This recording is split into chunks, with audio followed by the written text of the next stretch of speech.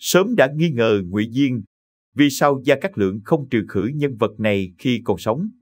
Việc Gia Cát Lượng không vội trừ khử Ngụy Diên dù từ sớm đã đem lòng nghi ngờ vốn xuất phát từ một lý do không hề khó hiểu. Ngụy Diên sinh năm 177 và mất năm 234. Từ Văn Trường, là đại tướng nhà Thục Hán thời Tam Quốc trong lịch sử Trung Hoa. Ông được đánh giá là một viên tướng có tài năng, dũng cảm và cũng được xem như một trong những trụ cột về quân sự của Thục Hán. Thế nhưng vị tướng họ Ngụy này lại nhận về một kết cục hết sức thê thảm khi bị gán cho tội danh mưu phản và bị xử án tru di. Trong Tam Quốc Diễn Nghĩa nói riêng, Ngụy Diên từng bị Gia Cát Lượng cho là sở hữu tướng mạo phản phúc. Bởi vậy nên có nhiều ý kiến cho rằng chính Gia Cát Lượng là người đứng sau cái chết của vị tướng ấy. Những người ủng hộ giả thuyết này còn tin rằng Khổng Minh trước lúc qua đời đã giật dây Khương Duy phải trừ khử cho được Ngụy Diên. Thế nhưng điều khiến nhiều người thắc mắc lại nằm ở chỗ, nếu đã không có lòng tin với viên tướng họ Ngụy, vậy thì vì sao Khổng Minh không ra tay diệt trừ ngay người này ngay từ khi còn sống?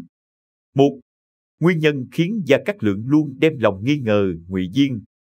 Sinh thời, Ngụy Diên vốn xuất thân là một viên tướng ở Kinh Châu vào thời Lưu Biểu. Tương truyền rằng ông sở hữu sức khỏe dũng mãnh hơn người, lại rất mực am hiểu binh pháp. Vào thời điểm Tào Tháo đánh Kinh Châu, Ngụy Diên đã định đi theo Lưu Bị nhưng không đuổi kịp, vì vậy chỉ có thể chạy tới Trường Sa đầu quân cho Hàn Huyền. Sau chiến thắng ở trận Xích Bích, Lưu Bị sai Quan Vũ đi đánh Trường Sa. Ngụy Diên đã xin hàng và bắt đầu phụng sự cho tập đoàn Thục Hán từ đây. Thế nhưng theo Tam Quốc Diễn Nghĩa, Ngụy Diên lại bị Gia Cát Lượng xem là người có tướng mạo phản phúc và cần phải đề phòng. Có lẽ chính nhận định này đã trở thành khởi nguồn sâu xa của kết cục bi thảm mà Ngụy Diên phải nhận. Không chỉ dừng lại ở đó, viên tướng họ Ngụy này còn được cho là một người sở hữu tâm tính cao ngạo, không thích giao thiệp cùng người khác. Trong triều, ông có mâu thuẫn gay gắt với một đại thần tên Khương Duy. Khi Lưu Bị và Gia Cát Lượng còn tại thế, cả hai vì quý trọng nhân tài mà luôn cố gắng hòa giải mối quan hệ của hai nhân vật này. Thế nhưng sau khi Lưu Bị và Khổng Minh lần lượt qua đời, mâu thuẫn giữa Khương Duy và Ngụy Diên đã bị đẩy lên tới đỉnh điểm. Năm 234, Gia Cát Lượng hấp hối ở Gò Ngũ Trượng khi chiến dịch Bắc phạt vẫn còn đang dang dở. Trước lúc ra đi, ông đã căn dặn kỹ lưỡng về việc nhất định phải rút quân. Thế nhưng Ngụy Diên lại làm trái với lời dặn nói trên, tự ý dẫn quân hành động theo ý mình. Kết quả là việc làm của ông bị Khương Duy nắm thóp và bị khép vào tội làm phản. Sau cùng, ông bị tướng Mã Đại chặt đầu và phải chịu án tru di tam tộc. 2. Lý do Gia Cát Lượng không vội trừ khử Ngụy Diên ngay từ khi còn sống. Sai lầm trực tiếp khiến Ngụy Diên phải bỏ mạng nằm ở việc ông đem lòng bất mãn với di mệnh của Gia Cát Lượng. Ngụy Diên một mực cho rằng cái chết của vị thừa tướng này không hề ảnh hưởng tới kết cục thắng thua của chiến dịch Bắc phạt. Phần vì bất mãn với Khổng Minh, chướng mắt với Khương Duy, phần vì tự tin vào năng lực của mình, Ngụy Diên đã làm trái với chỉ thị rút quân của Gia Cát Lượng.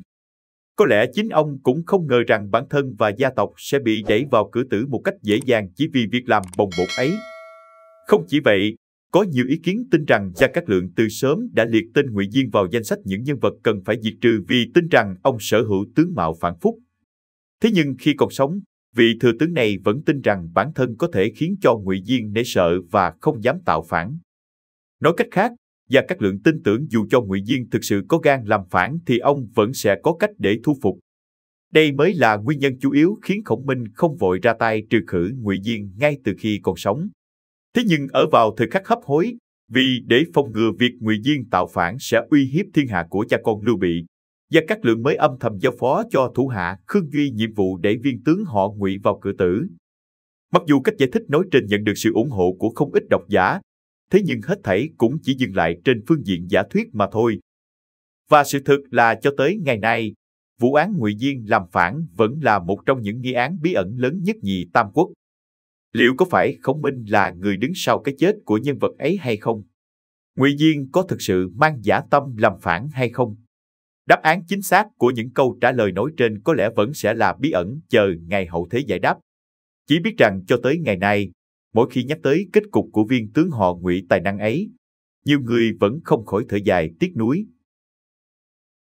Video chúng tôi đến đây là kết thúc. Cảm ơn tất cả các bạn đã quan tâm tới Xe Hay V88 và theo dõi video của chúng tôi. Đừng quên like, share và đăng ký kênh.